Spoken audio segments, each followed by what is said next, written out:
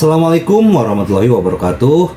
Salam sejahtera buat kita semua. Semoga kita semua dalam keadaan sehat jasmani dan rohani, tidak kekurangan satu apapun. Amin ya robbal alamin. Oke, Mimin akan melanjutkan cerita Liontin Giok Naganya. Bab 1321 sampai bab 1325.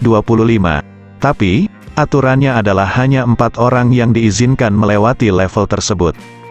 Pria gendut itu menggaruk kepalanya dan berkata, Ye Chong sedikit tersenyum, aturan sudah mati, tetapi orang masih hidup, saya yakin aturan mereka bisa diubah. Kata-kata Ye Chong sangat menyentuh semua orang. Mata pria gendut itu basah, dan dia akan memeluk Ye Chong dan ciuman yang tulus ketika dia naik. Ye Chong yang ketakutan dengan cepat berkata, "Oh, sudah waktunya, ayo cepat keluar." Kemudian, tidak lama kemudian, semua orang datang ke pintu masuk gua. Di pintu masuk gua, Tuan Wu, mulut besar, mulut kedua, dan mulut ketiga semuanya menunggu mereka di depan pintu. Melihat mereka keluar, Erzui pertama kali bertepuk tangan. "Oh, selamat untuk lonceng kecil. Oh tidak, selamat, selamat." Namun, tak lama kemudian, dia menyadari ada sesuatu yang salah. Kenapa ada 5 orang? Pada saat ini, Tuan Wu tersenyum dan berkata, "Maaf, 4 yang mana yang telah lulus level?" Ye Chong mengeluarkan 16 batu giok api dan menyerahkannya kepada Tuan Wu. Dia berkata, 16 batu giok api ini dibagikan oleh kami berlima, dan kami tidak dapat melakukannya tanpa siapapun. Tuan Wu terus tersenyum. "Apakah Anda bercanda? Ini tidak dapat dilakukan. Aturan yang ketiga level, hanya ada 4 orang jika kamu bisa melewati level, tidak ada yang kelima, dan sekarang aku bisa memberimu kesempatan untuk memilih 1 orang untuk dihilangkan." Ye Chong menggelengkan kepalanya dan berkata, "Tidak, 5 dari kami sangat diperlukan." Pada saat ini, mulut besar dengan amarah yang berapi-api berkata, "Menurutmu di mana kita berada? Apakah ini pasar sayur? Anda sedang bernegosiasi dengan kami, bukan? Kamu pikir kamu siapa? Jangan mengira kamu sangat kuat, di mata kami, kamu bukan apa-apa." Tuan Wu melambaikan tangannya dan menghentikan mulut besar. Kemudian, dia melihat ke 9 ular. 9 ular, saya tahu Anda punya ide sendiri. Anda ingin mengumpulkan semua batu giok api. Sekarang saya akan memberi Anda kesempatan lagi. Ketuk mereka semuanya turun. Bahkan jika Anda melewati level itu sendiri, bagaimana? 9 ular menggelengkan kepala dan berkata, "Arti Ye Chong juga maksudku. Kami berlima akan lulus ujian bersama." Perubahan sikap 9 ular ini di luar dugaan Tuan Wu dan yang lainnya. Tuan Wu tidak pernah menyangka bahwa 9 ular yang dingin dan pendiam akan mengatakan hal seperti itu. Mungkinkah dia dicuci otak? "Iya. Kami berlima maju dan mundur bersama." Pria gendut dan pria buta itu berkata serempak. Lingdang kecil juga mengangguk, menyatakan persetujuan. Inilah yang baru saja dikatakan Ye Chong kepada mereka. Mereka berlima bertekad untuk maju dan mundur bersama. Saya tidak percaya istana Fenxiang itu benar-benar bisa menyatukan mereka berlima, menyapu. Siapapun dengan mata yang tajam dapat melihat bahwa tujuan merekrut murid di istana Fenxiang adalah untuk merekrut bakat. Mereka yang bisa bertahan sampai sekarang tidak diberikan apa-apa. "Oke, Anda ingin memberontak, bukan?" teriak dengan mulut besar. "Sudah kubilang, ini pemeriksaan istana Fenxiang, bukan itu yang Anda inginkan. Masalah besar, kami tidak menginginkan salah satu dari mereka." Kata-kata dari mulut besar tidak bisa menakuti Ye Chong dan yang lainnya sama sekali. Penilaian istana Fenxiang diadakan setiap 3 tahun sekali. Untuk memilih para jenius di dunia, mereka juga bersusah payah. Ada juga level yang sangat berbahaya seperti halaman keluarga Wang dan Gua Huoyun. Sudah sangat sulit untuk memilih mereka yang lulus level. Jika orang-orang ini ditinggalkan, itu akan menjadi kerugian besar bagi istana Fenxiang. Jadi, sebenarnya mulut besar tidak sekeras yang dia katakan. Jika tidak ada yang ditemukan, saya khawatir Tuan Wu, mulut besar dan yang lainnya juga akan dihukum saat mereka kembali. Namun, menurut aturan istana Fenxiang, hanya 4 yang diterima. Dalam penilaian sebelumnya, kebanyakan orang berjuang sendiri dan bahkan sangat egois. Bagaimana situasi seperti itu bisa muncul? Faktanya, jika salah satu dari 5 orang Ye Chong berkompromi, situasinya mungkin berbeda. Bagaimanapun, mereka adalah orang-orang yang telah mengalami hidup dan mati bersama, dan perasaan mereka tidak lagi tulus. Tuan Wu mencibir, menatap penghasut Ye Chong, dan berkata, "Oke, bagaimana dengan ini?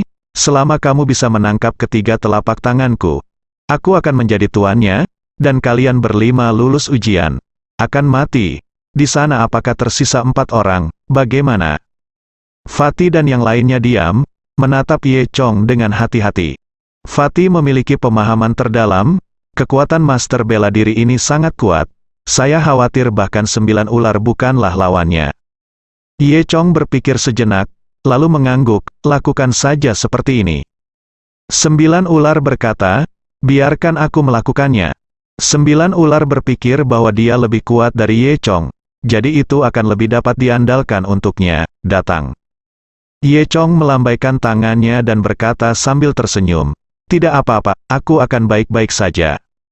"Nak, kamu benar-benar pria yang baik dan benar, tidak heran bahkan 9 ular mendengarkanmu," kata Tuan Wu sambil tersenyum. Big Mouth mencibir, "Saya pikir itu hanya kesombongan, ya." "Tuan Ye, apakah Anda tahu apa nama panggilan guru kita?" San Zui Zui berkata, "Nama panggilan guru kita adalah tidak. Itu disebut Wu Sanzang. Tidak ada bisa menahan 3 telapak tangannya, dalam 3 telapak tangan. Kamu pasti akan mati."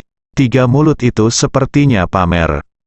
Tapi sebenarnya mengingatkan Ye Chong. Adapun Erzuku, dia tampak seperti tidak ada hubungannya dengan dia, hanya diam-diam menatap lonceng kecil dan terkikik. Tuan Wu tersenyum sedikit, "Nak, saya akan memberi Anda kesempatan lagi sekarang, sudah terlambat untuk menyesalinya." Ye Chong berkata, "Penyesalan apa? Ayolah." Tuan Wu mendengus dingin, "Oke, itu tergantung seberapa banyak kamu punya, keahlian yang luar biasa, mari kita mulai sekarang." Mengatakan itu, Tuan Wu hendak bergerak, tunggu sebentar. Lonceng kecil tiba-tiba memanggil, Tuan Wu melihat ke belakang, ada apa? "Iya, Bel kecil, ada apa?" Erzui bertanya sambil tersenyum. Little Bell berkata, "Bagaimana jika kami menangkap 3 telapak tanganmu dan kata-katamu tidak masuk hitungan? Apa yang harus kami lakukan?" Tuan Wu tertawa. Erzui Zui juga berkata, "Iya, Lingdang kecil, Tuan kita Wu tidak bisa melakukannya." Lingdang kecil mendengus, dan memasang ekspresi tidak percaya. "Aku tidak peduli, aku hanya tidak percaya, kecuali kamu bersumpah demi Ye Chongzang, Zui Zui berkata lagi, apa yang dikatakan Lingdang kecil juga benar. Mulut besar menatap mulut kedua, Tuan Wu tertawa, 5 tos, ada apa? Ye Chong melirik Bel kecil, yang diam-diam berkedip pada Ye Chong. Ye Chong langsung mengerti apa arti Bel kecil itu. Dia sedikit tersenyum, dan berkata dalam hatinya, Little Bell benar-benar pintar. Kemudian, Ye Chong mengulurkan telapak tangannya dan menahannya di sana, menunggu Tuan Wu datang dan menembak. Tuan Wu mendengus dingin, lalu menamparkan telapak tangan Ye Chong dengan tamparan. "Oke, mari kita mulai," kata Tuan Wu. Pada saat ini, lonceng kecil tiba-tiba melompat keluar dan berkata, "Apa? Bukankah kamu baru saja mulai, Tuan Wu? Kamu sudah menyelesaikan tamparanmu." Master Wu tercengang, "Kapan aku memukulnya, HMPH? Kamu baru saja menamparkan telapak tangan Ye Chong. Bukankah itu dianggap telapak tangan? Jangan coba-coba bermain trik, Little Bell Side." Erzui berkata, "Tuan Wu, Bel kecil itu benar." Segera, Tuan Wu menyadari bahwa dia telah dikelabui oleh Bel kecil itu. Berani menggoda Tuan Wu, jangan datang ke sini dengan bidah." Teriak Big Mouth. Tuan Wu tidak marah. Sebaliknya dia berkata sambil tersenyum, "Lupakan saja. Ini dianggap sebagai telapak tangan pertama. Apakah menurut Anda saya benar-benar membutuhkan 3 telapak tangan untuk membunuh Anda? Selanjutnya, saya akan membiarkan Anda mencoba telapak tangan kedua saya." Sebagai katanya, Tuan Wu berteriak keras, membanting telapak tangannya, dan mendorong ke arah Ye Chong. Telapak tangan ini sangat kuat sehingga suara angin yang pecah melolong. Dari jarak jauh, Ye Chong bisa merasakan tekanan yang dibawa oleh angin telapak tangan. Tekanan dari angin palem sepertinya menghancurkan udara di depan Ye Chong. Ye Chong tidak berani mengabaikan, mengumpulkan semua kekuatannya, dan mendorong telapak tangannya dengan keras untuk memblokir. Bang! Telapak tangan Tuan Wu mengenai tangan Ye Chong. Ye Chong hanya merasakan tangannya mati rasa, dan kekuatan besar mengalir ke tubuhnya. Detik berikutnya, Ye Chong dikirim terbang keluar. Dia terbang lebih dari 10 meter dan menabrak dinding di pintu masuk gua sebelum berhenti. Dia merobohkan sebuah lubang besar di dinding. Batu-batu besar itu runtuh, dan batu-batu pecah yang tak terhitung jumlahnya jatuh. Ye Chong jatuh ke tanah, hanya merasakan darah di tubuhnya bergolak, dan seteguk darah menyembur keluar. Kakinya lemah, jika dia tidak menopang dinding, dia mungkin sudah jatuh sekarang. Benar-benar cukup kuat, Ye Chong buru-buru mengambil 3 pil secara diam-diam, dan setelah mengambil 2 napas dalam-dalam, dia perlahan menyesuaikan napas dari darah yang mengalir deras di tubuhnya. Semua orang tercengang saat melihat pemandangan ini. Semua orang bisa melihat bahwa Tuan Wu telah mengalahkan Ye Chong setengah mati tanpa menggunakan seluruh kekuatannya. Tuan Wu tersenyum, dan memandang Ye Chong. Anak baik, kamu benar-benar memiliki beberapa keterampilan, dan tubuh ini sangat tahan terhadap pertempuran. Daya juang, namun, pukulan ini mengenai Ye Chong, dan yang terakhir mampu berdiri. Ini mengejutkan Guru Wu. Setelah Ye Chong menarik napas dalam-dalam, dia memulihkan kekuatan dan berjalan ke Master Wu lagi. Tuan Wu, tolong gunakan telapak tangan ketiga. Tuan Wu mendengus, dan berkata kepada Ye Chong. Nak, kamu sangat kuat, mengapa kamu mencari kematian sekarang? Saya dapat memberitahu Anda bahwa baru saja saya menghasilkan kurang dari 50% dari telapak tangan. Untuk telapak ketiga, saya pasti akan menggunakan semua kekuatan saya akan mengalahkan Anda sampai mati. Anda tidak memiliki kesempatan untuk bertahan hidup. Dia berhenti dan melanjutkan, baiklah, saya akan memberi Anda kesempatan sekarang. Sebelum Anda bisa menyerah, memilih seseorang keluar, aku bisa bertindak seolah-olah tidak terjadi apa-apa. Pada saat ini, pria gendut, pria buta, lonceng kecil, 9 ular, dan yang lainnya semua memandang Ye Chong dengan emosi. Mereka tahu bahwa mudah bagi Ye Chong untuk menyerah, dan dia pasti bisa memasuki istana Fenxiang. Dan Ye Chong bersikeras sekarang bahwa itu semua untuk mereka. Kak, lupakan saja, saya akan berhenti atas inisiatif saya sendiri. Kata orang buta itu. Little Bell berkata, biarkan saya berhenti atas inisiatif saya sendiri. Ye Chong, saudara, jangan bertahan lagi, kamu tidak tahan, pria gendut itu juga berkata, Ye Chong, kamu akan menjadi kakak laki-laki saya dari sekarang. Aku sangat mengagumimu, dia benar-benar pria yang menepati janjinya. Tapi, lupakan saja, aku bersedia berhenti. 9 ular juga ingin membujuk Ye Chong untuk menyerah. Saat ini, Ye Chong tersenyum pada semua orang dan berkata, jangan khawatir, aku punya alasan sendiri. Faktanya, dia hanya menderita dari telapak tangan Tuan Wu. Ye Chong tiba-tiba menemukan bahwa master seni bela diri ini tidak seseram yang dia bayangkan. Ye Chong sudah memiliki pemahaman umum tentang kekuatan Tuan Wu. Meskipun Tuan Wu sangat kuat, dia bukannya tidak berdaya. Ye Chong juga memiliki skill unik, Dragon God Domain. Selama dia mengaktifkan Dragon God Domain, dia percaya bahwa sangat mungkin baginya untuk menolak gerakan Master Wu ini. Melihat kekeras-kepalaan Ye Chong, Tuan Wu mendengus dingin.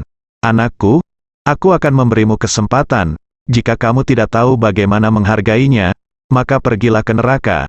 Kemudian, Tuan Wu berteriak. Lengannya membengkak dalam sekejap, dengan pembuluh darah memar. Kali ini, dia menggunakan kekuatan aslinya. Kemudian, Tuan Wu membanting telapak tangannya lagi. Telapak tangan ini benar-benar berbeda dari telapak tangan Guru Wu tadi. Dibandingkan dengan telapak tangan ini, telapak tangan Tuan Wu sekarang seperti bermain rumah. Dengan telapak tangan Master Wu, semua orang akhirnya menyadari betapa kuatnya Master Wu. Dengan telapak tangan yang kuat ini, sepertinya ruang di sekitarnya telah dikompresi. Menghadapi kekuatan telapak tangan ini, Ye Chong tidak bisa tidak terlihat serius. Tepat ketika telapak tangan Master Wu hendak mengenai Ye Chong, pupil mata Ye Chong tiba-tiba berubah menjadi ungu. Domain Dewa Naga diaktifkan, dan ruang 3 meter di sekitarnya ditutupi dengan lapisan ungu. Segera setelah itu, telapak tangan Tuan Wu menamparkan tubuh Ye Chong, membuat suara teredam. Ye Chong hanya merasa bahwa meskipun ada Dragon God Domain, itu memblokir sebagian besar kekuatan Master Wu. Namun, Ye Chong masih merasa, seolah-olah Gunung Tai kewalahan, merasa kerangkanya telah hancur. Sesaat, dia hanya merasa matanya gelap, napasnya sulit, dan tubuhnya ditembak terbang lagi. Seluruh domain Dewa Naga langsung hancur. Ye Chong terbang puluhan meter jauhnya. Sampai 9 ular melangkah maju dan menangkap Ye Chong dengan sekuat tenaga, mengambil bagian dari kekuatan Ye Chong. Keduanya bergerak mundur bersama, mundur lebih dari 10 meter, sebelum berhenti. Adapun 9 ular, akibat dari kekuatan telapak tangan Guru Wu juga memuntahkan seteguk darah, yang menodai pakaian hitamnya menjadi merah. Dari sini kita bisa melihat betapa kuatnya telapak tangan Guru Wu. 9 ular bahkan terkejut bagaimana Ye Chong melawan telapak tangan ini. Fatih dan yang lainnya bergegas. Ketika Ye Chong mendarat, matanya menjadi gelap, kakinya lemas, dan dia duduk merosot di tanah. Pria gendut itu meratap, "Oh, Saudara Chong, mengapa kamu mati?" Sebelum dia selesai berbicara, bel kecil itu menangkap telinganya. "Gendut, apa yang kamu tangisi? Kakak Ye Chong belum mati." Fatih, Blind Man, Little Bell, dan lainnya dengan cepat mengepung Ye Chong untuk memeriksa luka Ye Chong. 3 mulut di sisi lain melirik Ye Chong yang terbaring di tanah melalui celah di antara orang-orang. Dia menggelengkan kepalanya dengan menyesal, sepertinya dia sudah mati. Tuan Wu masih shock, dia hanya merasa bahwa kekuatannya sepertinya terhalang oleh sesuatu. Kemudian dia mendengar kata-kata dari 3 mulut, apakah dia benar-benar mati? Sayang sekali, bibit yang bagus, tapi dia tidak tahu bagaimana maju dan mundur. Mulut besar berkata, ya, tapi dia terlalu bodoh. Tuan Wu berkata, karena dia jika kamu sudah mati, kalian berempat akan lulus ujian. Aku belum mati, suara itu memudar, dan Ye Chong nyaris tidak berdiri dengan dukungan dari 9 ular. Ye Chong menyeka darah dari mulutnya, dan berkata sambil tersenyum, aku belum mati. Melihat pemandangan ini, mulut besar, mulut kedua, dan mulut ketiga tertegun. Tuan Wu juga cukup terkejut. Tanpa diduga, seorang seniman bela diri tingkat Da Cheng Xuan benar-benar dapat bertahan hidup di bawah telapak tangannya yang penuh. Ini tidak terduga oleh Guru Wu. Tuan Wu ingat ruang ungu yang baru saja dibuat Ye Chong. Dia tidak bisa menahan senyum sedikit. Anak baik, Anda benar-benar memiliki Taoisme. Little Bell berkata, Tuan Wu, bagaimana, Saudara Ye Chong? Saya menerima 3 telapak tangan dari Anda, dan tidak ada yang terjadi. Sepertinya Anda tidak terlalu bagus. Sekarang Anda harus bersungguh-sungguh dengan apa yang Anda katakan, bukan?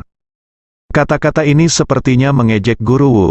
Ye Chong tersenyum dan berkata, saya juga ingin berterima kasih kepada Tuan Wu karena telah berbelas kasih. Nyatanya, Tuan Wu tidak menunjukkan belas kasihan di telapak tangan terakhir ini. Kemampuan Ye Chong untuk mengatakan ini telah menyelamatkan muka yang cukup untuk Tuan Wu. Tuan Wu meletakkan tangannya di belakang punggungnya dan menatap Ye Chong dengan puas. Haha, sangat bagus, maksud saya apa yang saya katakan. Jika demikian, kalian berlima semua akan lulus level. Pria gendut dan si orang buta segera bersorak, terlalu bagus. Nah, Saudara Chong, kami tahu kamu bisa melakukannya. Semua orang sangat senang. Tapi sekarang, Ye Chong bahkan tidak punya energi untuk merayakannya. Pada saat ini, Tuan Wu melemparkan pil kepada Ye Chong dan berkata, ambillah, itu akan baik untukmu. Faktanya, Ye Chong memiliki obat yang lebih baik di tangannya. Namun, dia tidak ingin menunjukkannya, dia hanya berterima kasih kepada Guru Wu dan mengambil ramuan itu. Ini semacam ramuan untuk memulihkan vitalitas, meski efeknya sangat biasa di mata Ye Chong. Namun, selama itu adalah pil, itu adalah hal yang baik di istana Fenxiang. Setelah Ye Chong mengambil ramuan itu, dia memulihkan sedikit kekuatannya, dan dengan dukungan dari 9 ular, dia bisa berjalan. Setelah itu, semua orang mengikuti Guru Wu dan kembali ke Hotel Jinlei. Para kontestan lainnya, mereka yang berhenti di tengah jalan, mereka yang tersingkir, dan mereka yang dipukuli sampai mati, semuanya telah ditangani oleh pihak hotel. Hotel Jinlei, yang dulunya sangat ramai, sekarang hanya tersisa 5. Master Wu berkata kepada orang banyak, "Selamat, kalian sekarang adalah murid halaman luar istana Fenxiang. Kalian beristirahat di sini selama 3 hari.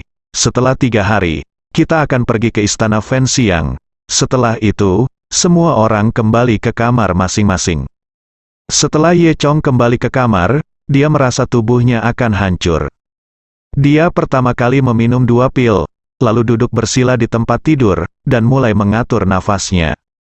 Setelah menyesuaikan nafas selama setengah malam, tubuh akhirnya mendapatkan kembali kekuatannya.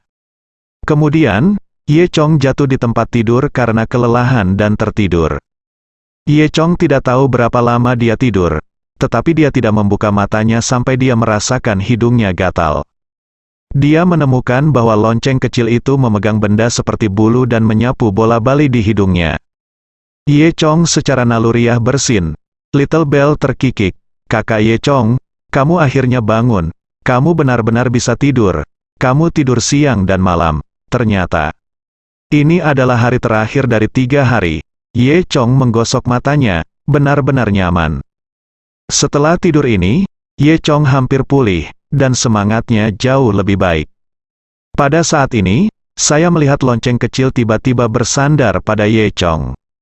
Wajah mungilnya yang cantik berada tepat di ujung hidung Ye Chong, dan Ye Chong hampir bisa melihat pori-pori di wajahnya.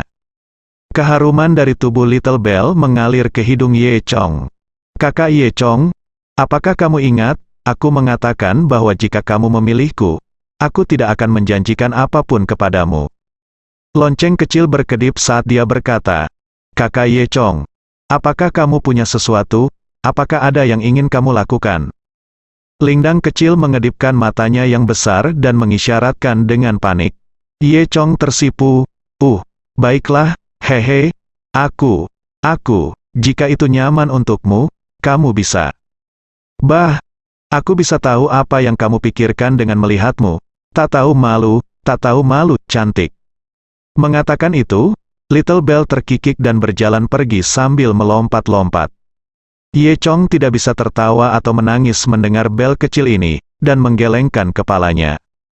"Ngomong-ngomong, Saudara Ye Chong, Tuan Wu ingin kita berkumpul di lobi, dan aku di sini untuk memanggilmu," kata Little Bell sebelum pergi. Setelah itu, Ye Chong mengemasi barang-barangnya dan berjalan keluar.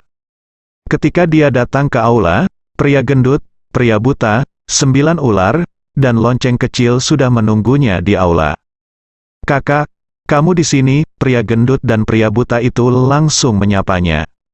Kedua orang ini sekarang telah menjadi adik laki-laki Ye Chong yang setia. Setelah melihat Ye Chong, 9 ular sedikit tersipu karena suatu alasan, dan kemudian mengangguk ke arah Ye Chong. Tuan Wu juga bertanya sambil tersenyum, "Tuan Ye, ada apa?" Ye Chong tersenyum dan berkata, "Terima kasih atas perhatian Anda, semuanya baik-baik saja."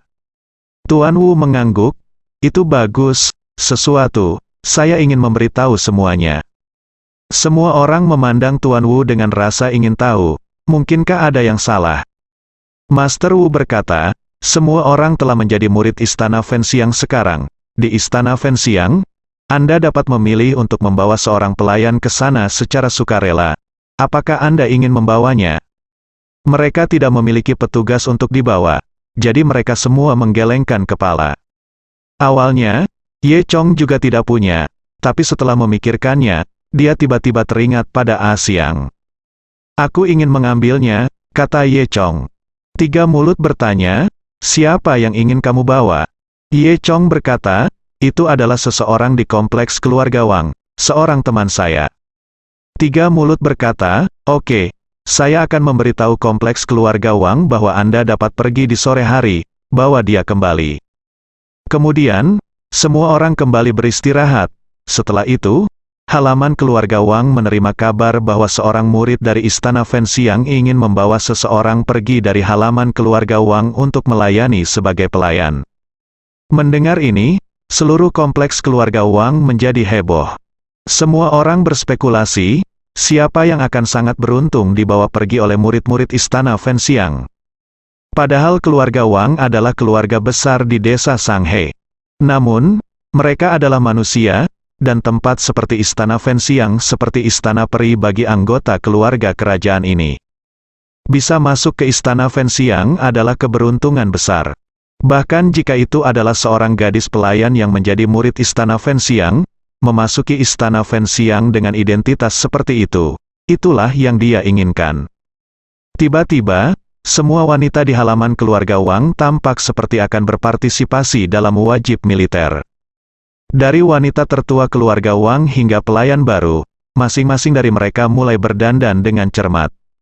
Bahkan selir ketiga Wang Fugui berdandan dengan cermat. Ada juga seorang wanita tua berusia 50-an yang juga diam-diam mengoleskan krim.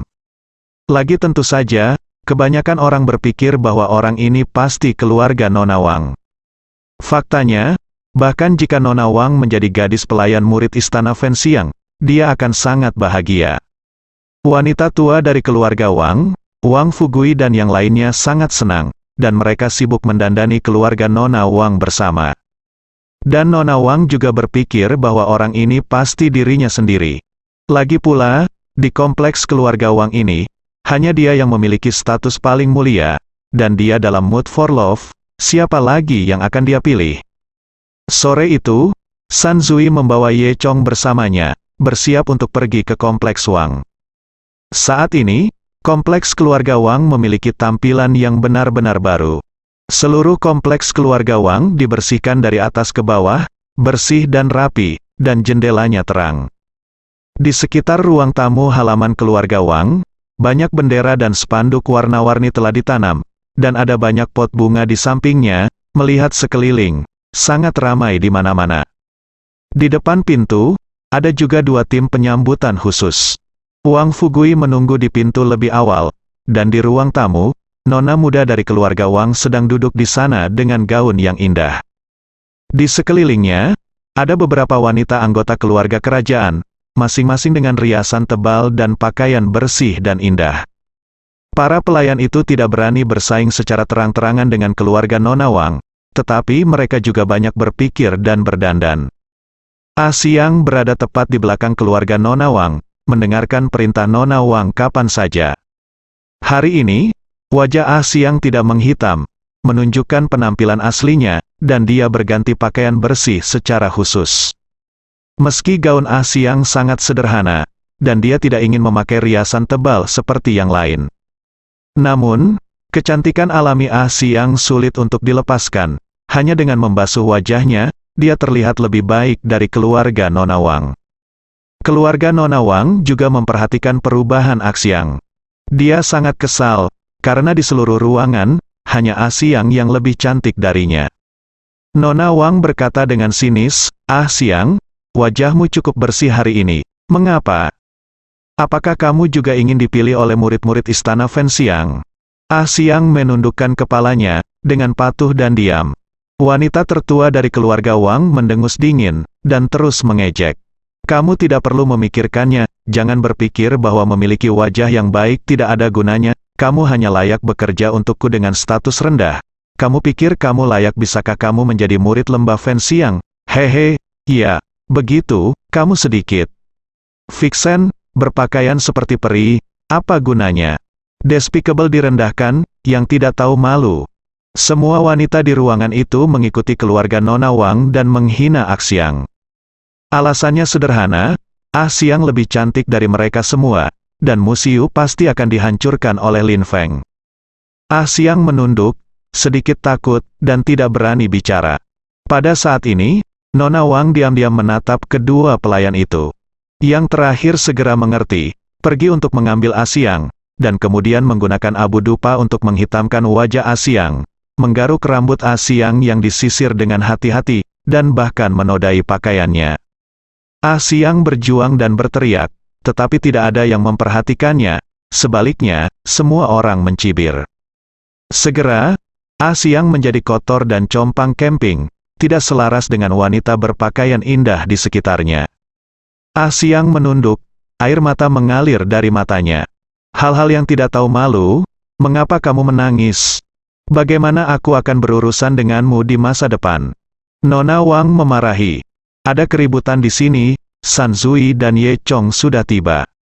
Keduanya baru saja tiba di gerbang kompleks keluarga Wang ketika mendengar suara gong dan genderang.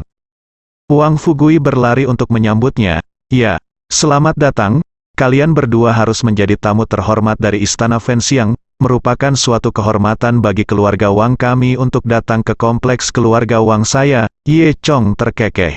Ini bukan pertama kalinya. Aku datang ke sini. Wang Fugui mengangguk dan tersenyum penuh arti, seolah aku mengerti. Nyatanya, Wang Fugui mengetahui kisah di dalam halaman keluarga Wang sebagai situs penilaian lembah Fenxiang. Dia tahu di dalam hatinya bahwa Ye Chong pasti menyukai gadis di halaman terakhir kali dia datang ke sini, jadi sekarang dia ingin membawanya pergi. Dan yang paling mungkin adalah putrinya sendiri, kalau tidak siapa lagi. Saat hendak bertanya dengan hati-hati, San Zui dan Ye Chong sudah masuk ke dalam. Wang Fugui tidak punya pilihan selain mengikuti. Setelah memasuki kompleks keluarga Wang, itu benar-benar berbeda dari kunjungan terakhir Ye Chong. Halaman dan jalan setapak dibersihkan secara khusus, dan bendera serta spanduk berwarna-warni di sekitarnya sangat hikmat. Ye Chong tidak bisa menahan kekaguman di dalam hatinya. Tampaknya identitas murid Fenxianggu ini benar-benar luar biasa. Tapi sekarang, semua pemburu di kompleks keluarga Wang telah menghilang. Setelah itu, semua orang datang ke ruang tamu. Begitu Wang Fugui masuk, dia berteriak, "Honger, mengapa kamu tidak datang untuk menemui tamu terhormat Istana Fenxiang?" Wanita tertua dari keluarga Wang bergegas dengan senyum di wajahnya. Para wanita di sekitar juga berkumpul. Semua orang menunjukkan senyum yang sangat manis kepada Ye Chong dan San Zui, dan mereka terlihat seperti dua orang ketika baru saja memarahi Ah Siang. Dan Ah Siang bersembunyi di pojok belakang, masih sedih. Nyatanya, dia memiliki secercah harapan di hatinya, berharap murid-murid Istana Fenxiang akan memilihnya dan membawanya pergi dari tempat yang diganggu ini. Meski sangat tipis, masih ada peluang. Tapi sekarang, dengan dia seperti ini, aku khawatir kesempatan terakhir sudah hilang. Ye Chong mengangguk ke kerumunan, tapi dia tidak melihat Ah Siang di antara mereka. Wang Fugui mengambil kesempatan untuk mengatakan, "Tuan Ye, ini adalah gadis kecil Honger. Dia mahir dalam semua jenis piano, catur, kaligrafi, dan melukis. Dia bisa memasak dan melakukan pekerjaan rumah dengan baik. Dia sangat rajin. Apakah Anda pikir dia cocok untuk mengurus kehidupan sehari-hari Anda?" Wanita tertua juga tersenyum manis pada Ye Chong dan mengedipkan mata. Dan Ye Chong jelas tidak tertarik pada Nona Wang, sebaliknya dia melihat sekeliling, seolah sedang mencari seseorang. San Zui berdiri di belakang Ye Chong tanpa mengucapkan sepatah kata pun. Akhirnya, Ye Chong melihat Ah Siang bersembunyi di sudut di antara kerumunan. Dia menerobos kerumunan dan berjalan lurus menuju Ah Siang. Semua orang terkejut, tidak mengerti apa yang akan dilakukan Ye Chong. Saat Ye Chong berjalan di depan Ah Siang juga tercengang. Dia menundukkan kepalanya, tidak ingin Ye Chong melihat wajahnya yang jelek. Ye Chong tersenyum dan berkata, "Ah Siang, maukah kamu ikut denganku ke Istana Fenxiang?" Semua orang tercengang saat dia bertanya. Wang Fugui, keluarga Nona Wang, dan kerabat perempuan di rumah semuanya memandang Ah Siang tanpa alasan. Ah Siang sendiri juga menatap kosong pada Ye Chong di depannya. "Kamu, bagaimana kamu tahu namaku?" Ye Chong menyeringai, mendekati Ah Siang, dan berbisik dengan suara seorang gadis yang dia pura-pura sebelumnya. "Ini aku, saya Xiao Ye." Ah Siang tertegun selama 2 detik sebelum menyadari bahwa wajahnya tiba-tiba memerah. "Jadi itu kamu?" Ah Siang masih bertanya-tanya mengapa pelayan baru Xiao Ye yang dia temui beberapa hari lalu tiba-tiba menghilang. Baru sekarang dia menyadari bahwa Xiaoye sebenarnya berpura-pura menjadi pria di depannya. Memikirkan dirinya sendiri, memintanya untuk membantunya mandi dan menggosok punggungnya, dan tidur di atas Kang Xiang merasa sangat malu. Kamu bajingan, kata Xiang Tong dengan wajah memerah. Wang Fugui segera memarahi. Bagaimana mungkin seseorang yang tidak tahu aturan berbicara dengan tamu terhormat? Wanita tertua dari keluarga Wang juga mengambil kesempatan untuk mengatakan, Kakak Ye Chong, Xiang ini hanyalah pelayan dari keluargaku, dengan status rendah dan tidak sopan sama sekali. Bagaimana aku bisa menjagamu? Dia mencondongkan tubuh lebih dekat ke Ye Chong lagi. Saudaraku, mengapa aku tidak pergi ke istana Fen Xiang bersamamu? Aku akan menjagamu dengan baik. Anda dan pastikan Anda puas. Kata-kata Nona Wang sangat berarti. Ye Chong menggelengkan kepalanya dan berkata, aku dengar kamu masih kencing di celana, jadi jaga dirimu dulu. Kulit Nona Wang langsung berubah, dan dia tidak tahu bagaimana Ye Chong tahu. Juga, Xiang adalah temanku, dan siapapun yang memanggilnya rendahan di masa depan akan sama dengan memanggilku. Kata Ye Chong, Nona Wang dan yang lainnya terlalu takut untuk berbicara. Ye Chong melirik Xiang lagi. Xiang, apakah kamu mau pergi denganku? Xiang tidak akan ragu, dan mengangguk, ya. Ye Chong menatap Wang Fugui lagi, dan berkata, Xiang ini adalah temanku, dan jika aku ingin membawanya pergi sekarang, Patriark Wang tidak akan keberatan. Wang Fugui memandang Xiang, tetapi tidak pernah berpikir bahwa gadis kecil ini akan terbang ke dahan dan menjadi burung phoenix. Dia bahkan tidak menyangka putrinya akan kalah dalam pemilihan. Wang Fugui sangat kecewa di hatinya, yang setara dengan kehilangan kesempatan untuk memeluk pahanya. Tuan Wang, apakah ada masalah? Melihat Wang Fugui sedang bermimpi, tiga mulut maju dan bertanya. Tidak, Wang Fugui berkata dengan cepat. Termasuk keluarga Nona Wang, kerabat perempuan lainnya di ruangan itu menatap Xiang dengan kesal. Setelah itu, Ye Chong membawa Xiang kembali ke rumah untuk mengepak barang-barangnya. Wang Fugui dan sekelompok orang mengikuti dengan hormat. Nyonya Wang sedang mengisap botol tembakau dan mengisap. Saat Xiang sedang merapikan kamar, sekelompok pelayan dari keluarga Wang berkumpul. Di antara mereka, banyak orang yang menertawakan Xiang di aula sebelumnya. Oh, selamat, Xiang.